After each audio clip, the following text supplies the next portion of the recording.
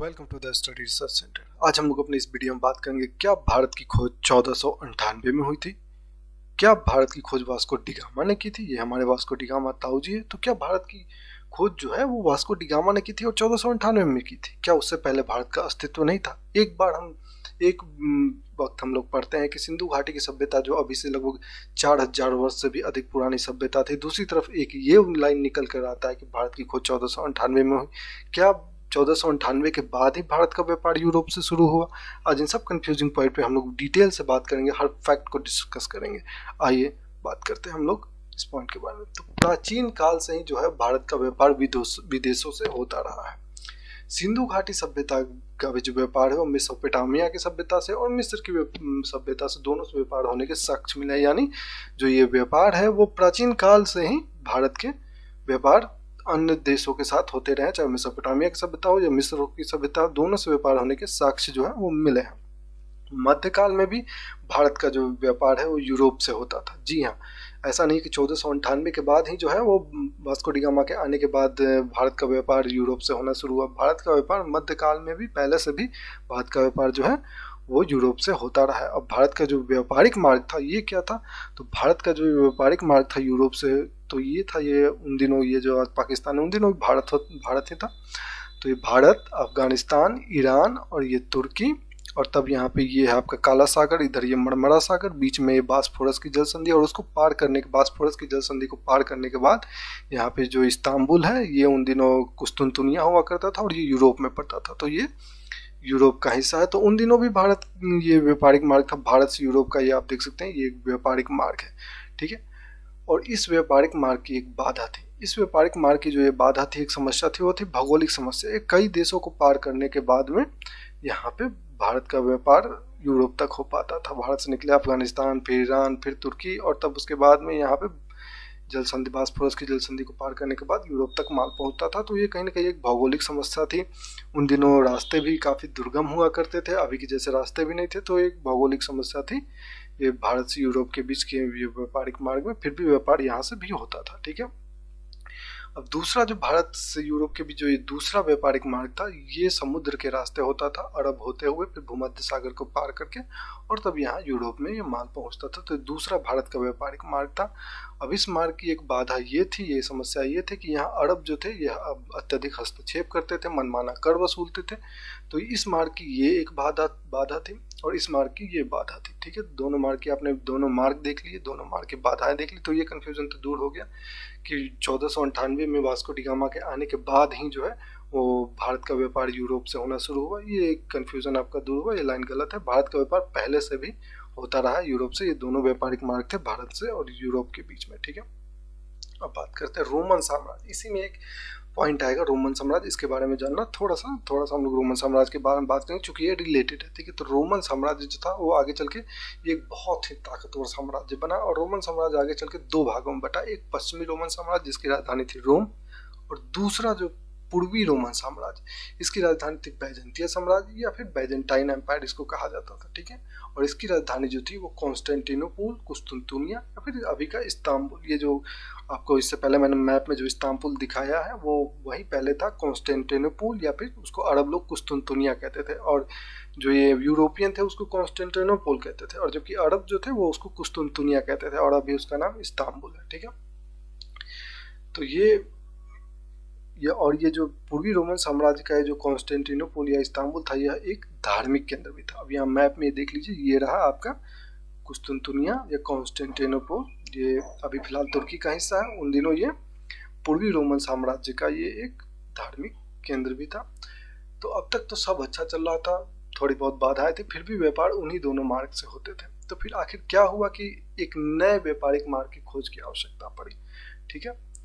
तो 1453 का समय था। 1453 में उस्मानिया साम्राज्य, यानी ये जो अभी का ये टर्की देख रहे हैं, ये पूरा कभी उस्मानिया साम्राज्य के नियंत्रण में आता। तो उन दिनों उस्मानिया साम्राज्य काफी ताकतवर बनता जा रहा था धीरे धीरे, और उस्मानिया साम्राज्य ने 1453 में बैजेंटिया साम्राज्य को पराजित कर दिया और यहाँ उस इस्तांबुल तक अपना अधिकार कर लिया। यानी जो ये कुस्तुनतुनिया आप देख रहे हैं, यहाँ पे ये जो कभी बैजेंटिया साम्राज्य का अधिकार होता था, इसको भगा करके यहाँ से, और यहाँ पे ये कुस्तुनतुनिया तक ये उस्मानिया साम्राज्य का नियंत्रण हो गया। यानी जाहिर सी बात है कि भारत से जो यूरोप के बीच जो ये व्यापारिक मार्ग था, इस पे अब उस्मानिया साम्राज्य या ऑटोमन एम्पायर का, दोनों एक ही नाम है, उस्मानिया साम्राज्य या ऑटोमन एम्पायर, तो यहाँ तक जो है ये ऑटोमन एम्पायर का नियंत्रण हो गया। ठीक है, अब ये उस्मानिया साम्राज्य भी जो थे, ये जो भारत से यूरोप के बीच जो ये समुद्री मार्ग था, इस पे अब ये मनमाना कर वसूलने लगे, अत्यधिक हस्तक्षेप करने लगे।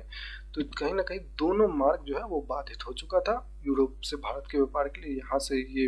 यहाँ पे ये उस्मानिया साम्राज्य यहाँ पे अत्यधिक हस्तक्षेप करने लगे, अत्यधिक कर लगाने लगे, और यहाँ पे ये अरब लोग भी अत्यधिक हस्तक्षेप करने लगे, और ये तो हमेशा से अत्यधिक कर लगाते भी थे। ठीक है, अब भारत से जो निर्यात के जो मसाले होते थे, ये यूरोपियों के लिए अत्यधिक आवश्यक थे। अब यहाँ से यूरोप से और भारत के बीच व्यापारिक मात्र एकदम नाम मात्र रह गया। जब यहाँ पे उस्मानिया साम्राज्य ने 1453 में यहाँ पे अधिकार कर लिया, तब ये नाम मात्र का व्यापार रह गया, बहुत कम व्यापार होने लगा। और भारत से जो निर्यात जो मसाले होते थे, ये यूरोपियों के लिए अत्यंत आवश्यक थे, क्योंकि उन दिनों रेफ्रिजरेटर ये सब था नहीं, और ये मांस को जो है वो लोग संरक्षित करते थे अधिक दिनों के लिए, तो उन्हें मसालों में लपेट करके, और तब यूरोपीय मांस को अत्यधिक दिनों तक सुरक्षित रखते थे। ठीक है, इन्हीं दिनों यूरोप में पुनर्जागरण चल रहा था। अब ये पुनर्जागरण क्या है, ये एक अलग चैप्टर है, इस पर हम लोग नहीं जाएंगे, इस पर कभी और बात करेंगे। ये जो पुनर्जागरण का बस प्रभाव देखेंगे, तो ये यूरोप में जो पुनर्जागरण हुआ, इसका प्रभाव ये हुआ कि नई खोज हुए, वैज्ञानिक सोचों का विकास हुआ, दिशा सूचक यंत्र जिसे आप कंपास कहते हैं उसका विकास हुआ, आविष्कार हुआ, बड़े जहाजों का निर्माण हुआ, नए समुद्री मार्ग की खोज का जो है वो प्रयास किया जाने लगा। ठीक है, अब यहाँ पे देखते हैं समुद्री मार्गों से नए जगहों की खोज करने में यूरोप के जो दो अग्रणी देश थे वो थे स्पेन और पुर्तगाल। ये जो बड़ा वाला हिस्सा देख रहे हैं ये है आपका स्पेन, और ये छोटा वाला हिस्सा पुर्तगाल का है। ठीक है, तो ये स्पेन और पुर्तगाल जो थे वो नए जगहों की खोज करने में यूरोप के दो अग्रणी देश थे।